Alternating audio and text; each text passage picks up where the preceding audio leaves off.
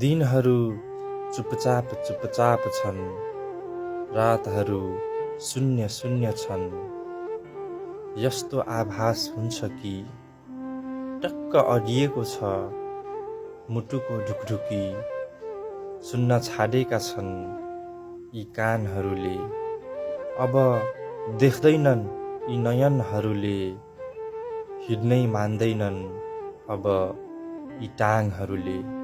यस्तो लाग्छ कि म पत्थर भएको छु। यस्तो लाग्छ कि म पत्थर भएको छु।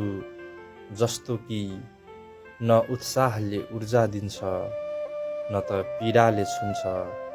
जस्तो कि न ईर्ष्याले तिरमिराउँछ, न त लाजले कुतकुत्याउँछ। एउटा ढुङ्गाले पनि शोषण गर्छ मान्छेको। एउटा ढुङ्गाले पनि शोषण गर्छ मान्छेको, मात्र आस्थाको आडमा।